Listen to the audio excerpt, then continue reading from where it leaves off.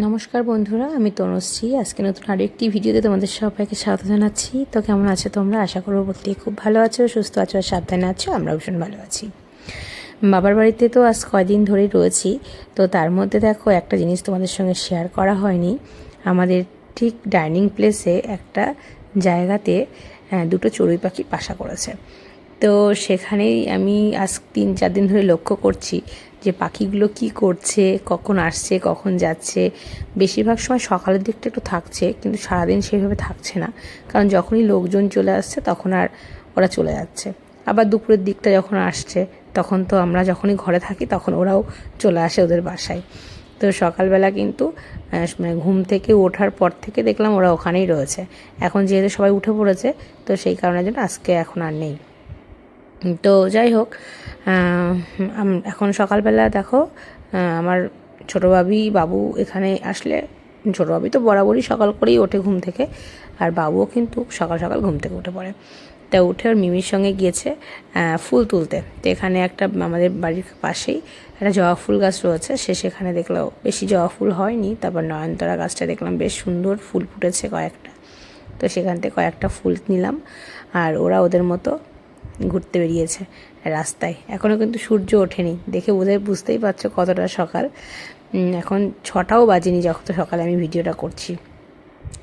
তো দেখো, এখানে সব কাজকর্ম সেরে, মায়েদেরও কাজকর্ম কমপ্লিট হয়ে গেছে।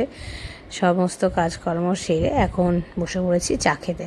আর আমাদের বাড়িতে সকালবেলায় চা খাওয়াটা মানে বিশাল একটা ব্যাপার। তার কারণ হচ্ছে সবাই মিলে একসঙ্গে হয়ে একটা বড় গামলাতে মুড়ি মেখে, মানে সবার একটা মানে মজাই আলাদা। এইখানে আসলে এই সকালবেলা উঠে চা খাওয়ার ব্যাপারটা না আমার বেশ ভালোও লাগে। মানে বারবার কিন্তু মুখে বলি না এত সকালবেলা এত চা মুড়ি খাওয়া ঠিক না চানাচুর দিয়ে, কিন্তু তবুও এদের সঙ্গে থাকলে আমারও মনে হয় না একটু খাই, ভালো লাগে। মানে এখানে আসলে এইটা ভীষণ লেটেস্ট, এটা ছাড়াই যায় না। সকালবেলায় এই খাবারটা মানে এত অমৃত লাগে, সমস্ত দিন মানে সারাদিনের খাবারের থেকে এই খাবারটা আমার কাছে বেশি অমৃত লাগে। মানে সবার সঙ্গে একসাথে বসে মিলেমিশে গল্প করতে করতে চা মুড়ি খাওয়া বেশ মজা। যাই হোক, হয়তো তোমাদের অনেকের বাড়িতে এটা হয়, তো কাদের কাদের বাড়িতে হয় কমেন্টে জানিও। জানি এখনও পর্যন্ত অনেক বাড়িতেই কিন্তু মানে এই রকম সবাই মিলে আমরা কিন্তু সত্যি কথা বলতে আমার বাবার বাড়িতে সবাই কিন্তু আলাদা, কিন্তু এই সকালবেলা যখন চা মুড়িটা খাওয়া হয় না, তখন কিন্তু সবাই একসাথে মিলেমিশে বসেই খাবে। আজকে মা বানালো, কালকে কাকিমা বানালো, আর একদিন বৌদি বানালো, এরকমভাবেই কিন্তু খাওয়া টাওয়া হয়। যাই হোক, আমি একবারে চলে আসলাম দুপুরের মেনুতে। তো দুপুরবেলা আজকে রান্না হয়েছে শুক্তো, মাছের ঝাল আর চিকেনটা কাকিমা রান্না করেছিল।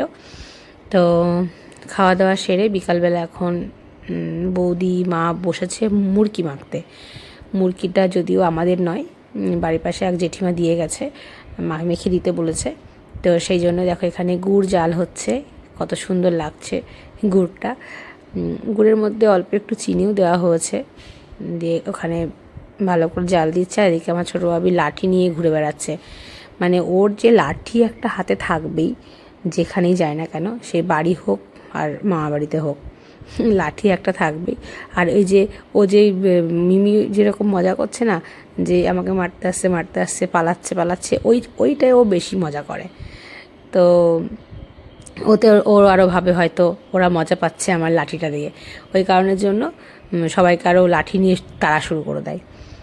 আর এখানে এই যে এখন চলে এসেছে, উনি এখন মুরগি মাখবেন, মামি আর দিদনকে হেল্প করবেন। ঠিক আছে মানে এত ব্যস্ততা, ও কিন্তু বুঝে গেছে যে কীভাবে করতে হয়, ও নয়তো কী করে ওরকমভাবে ঘুরিয়েই যাচ্ছে। আর এরপরে এই যে গুড় জাল দেওয়া হয়ে গেছে, এখন মুরগি মাখা হবে। আবার দেখছে যে এটা ঠিকঠাক হয়েছে কিনা জালটা। আমরা গ্রাম বাংলার দিকেই কিন্তু এই যে সাধারণত মুড়ি হয়তো এখনও অনেকেই করে, কিন্তু বেশিরভাগই কিন্তু সব কিনেই খায়।